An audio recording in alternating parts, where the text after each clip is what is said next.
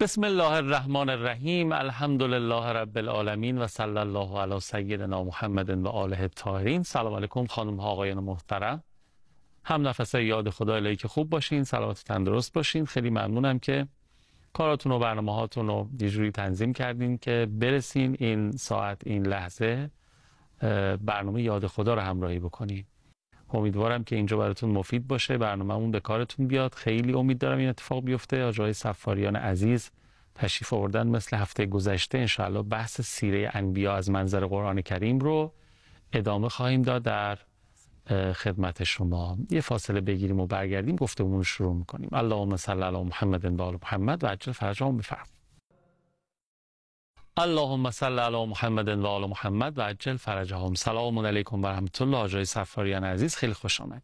بسم الله الرحمن الرحیم. سلام علیکم و رحمت الله. عرض ادب ارادتمندی. سلام و تحیات داریم محضر دو امامزاده بزرگوار اولاد حضرت موسی بن جعفر سلام الله علیه که مفتخره به میزبانی از اولاد و نوادگان ایشان در ایران عزیز. خدمت عوامل محترم هم سلام و عرض ادب داریم و بینندگان گرامی که انشاءالله حوصله میکنن و بحث ها براشون مفید فایده قرار باشه. در خدمت انشاءالله خدمت از ماست. خیلی ممنونم. ما هفته گذشته بحثمون رو شروع کردیم زیر عنوان کلی سیره انبیا از منظر قرآن کریم.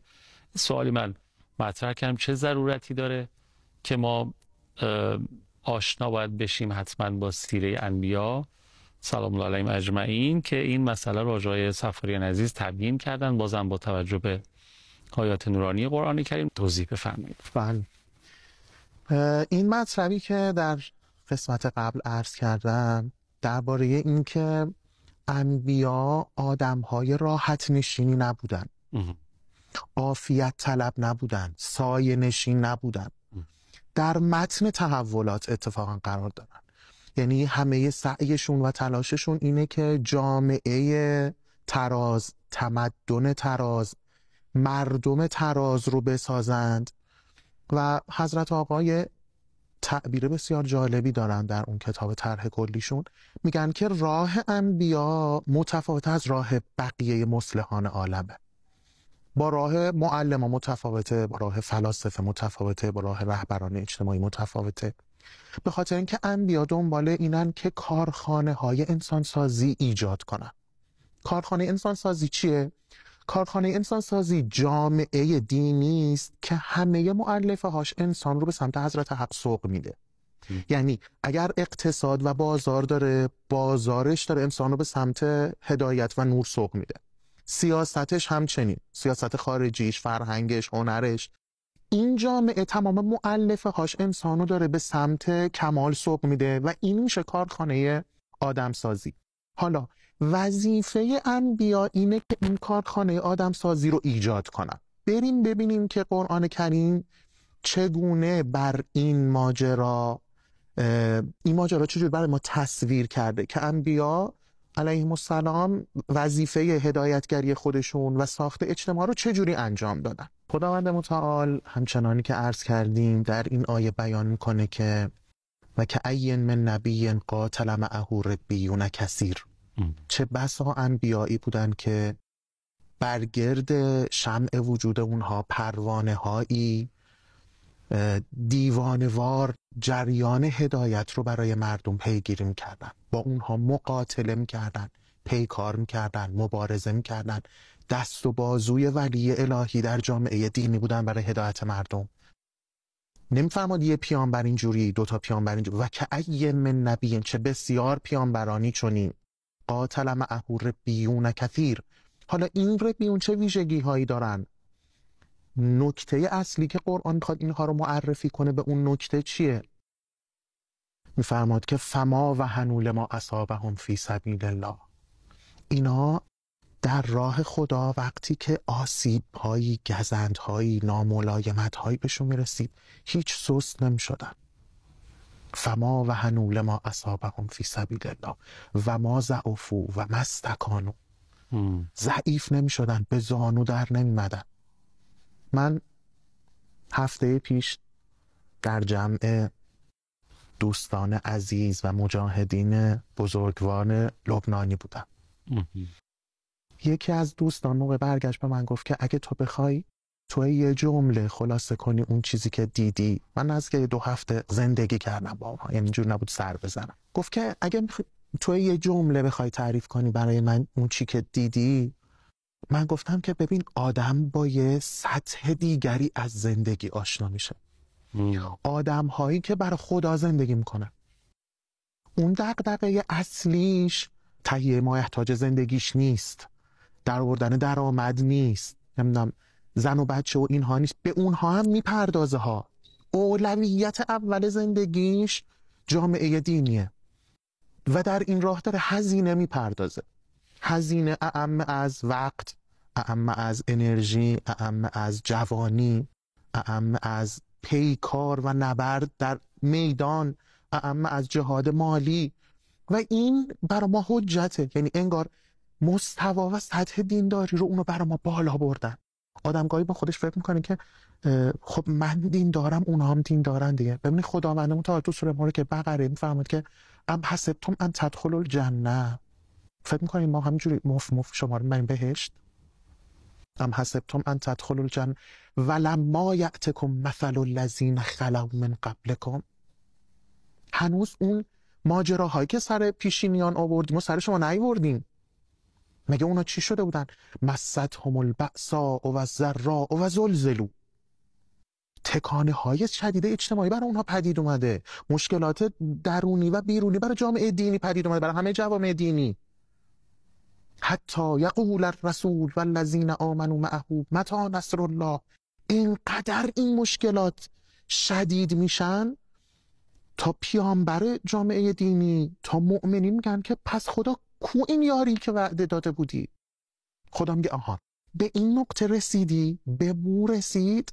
حالا خودش جواب میده الا ان نصر الله قریب.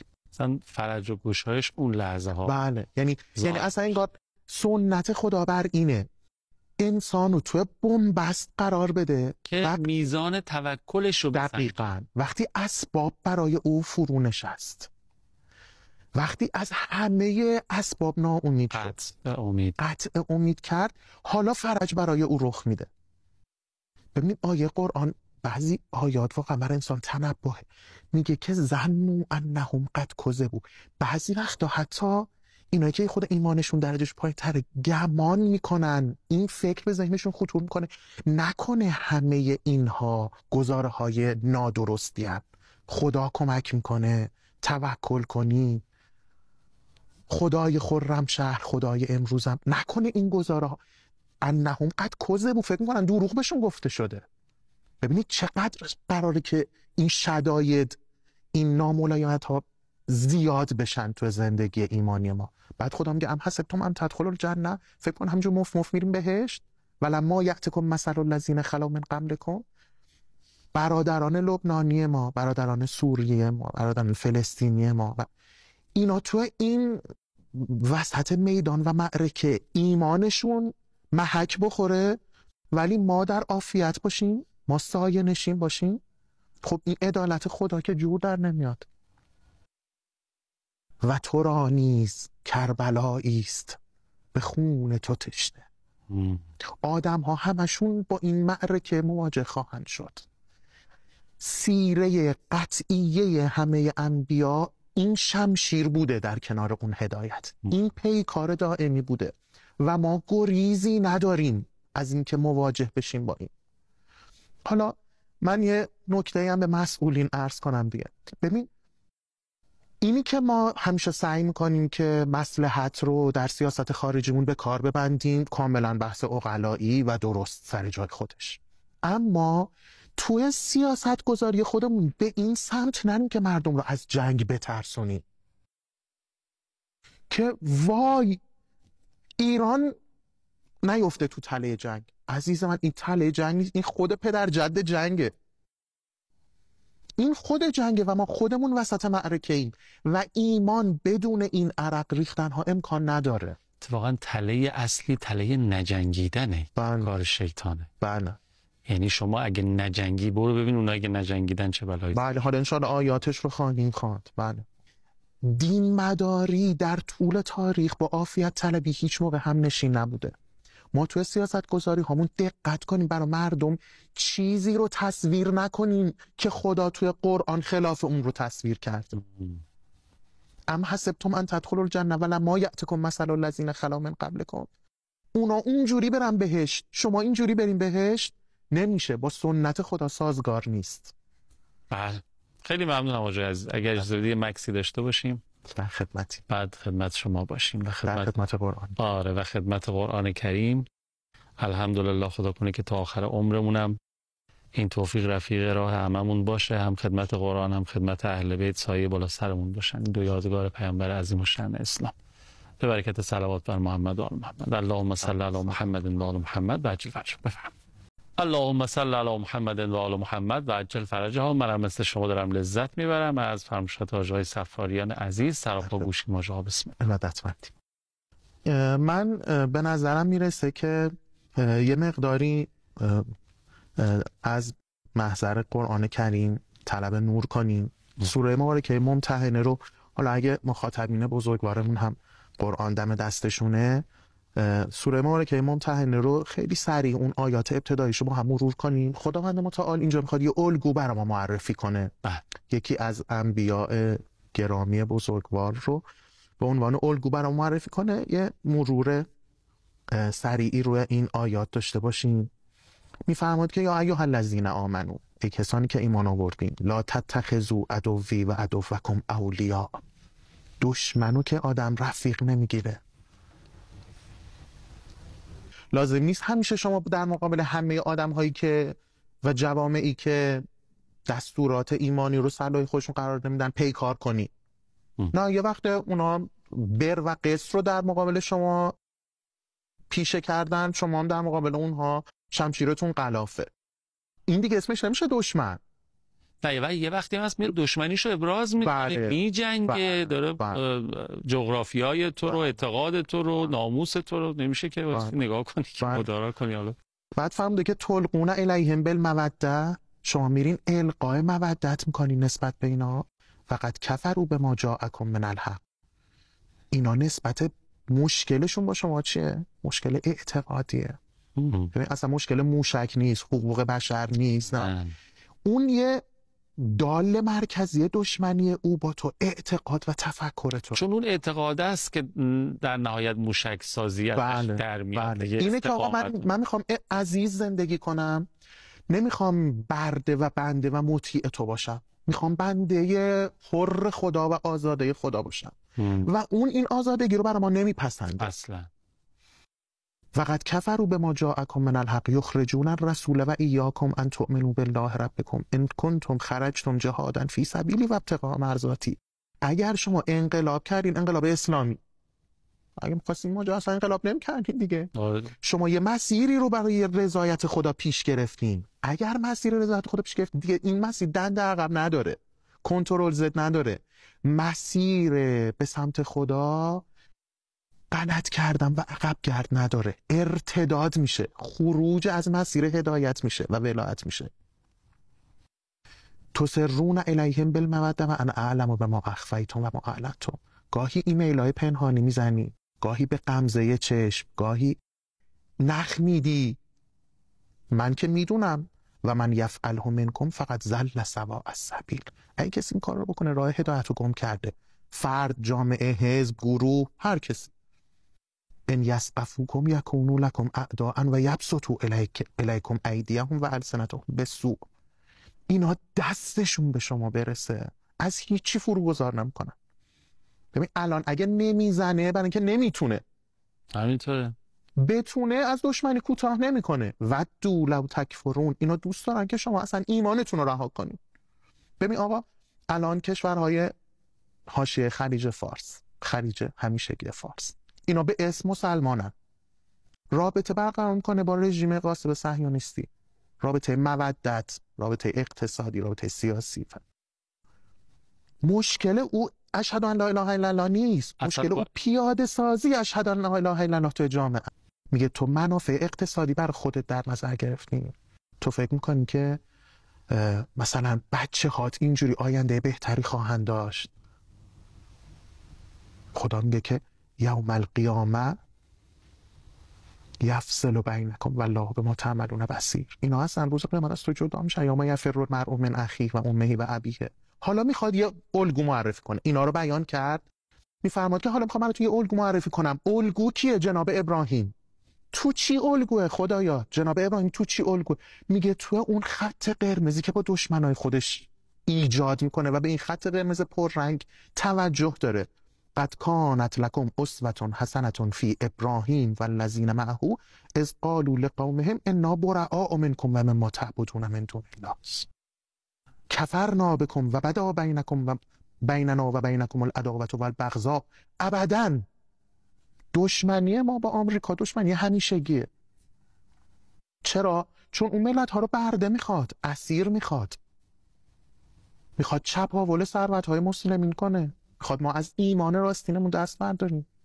او تا وقتی که اصرار میکنه بر این سیاست ما تنش زدایی نیست.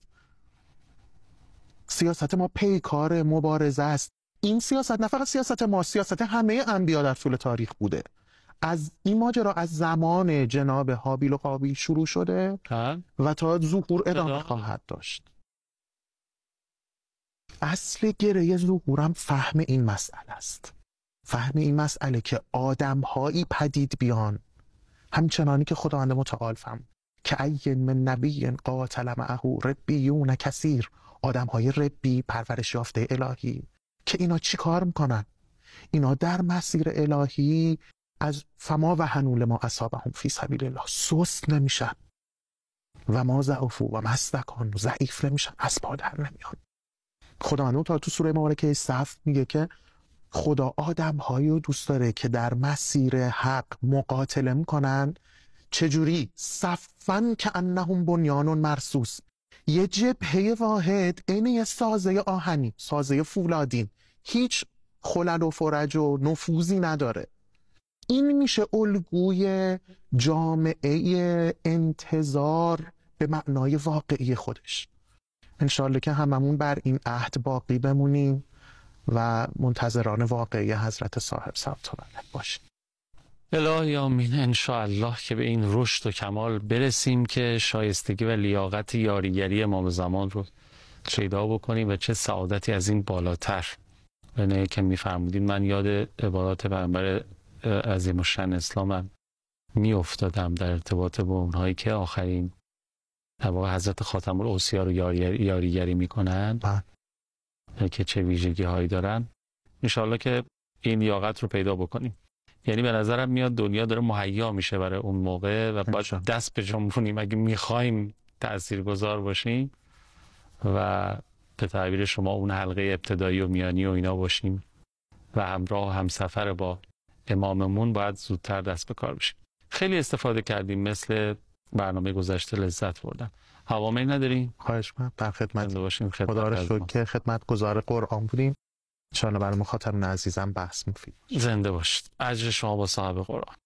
و اگر نقطه نظری هم دارین حتما از طریق پل‌های ارتباطی به ما انتقال بدین. 162 شماره عمومی سازمان هم اونجا هم اظهار نظر بفرمایید. خیلی اینا مجموعاً تاثیرگذار خواهد بود در کیفیت برنامه یاد خدا.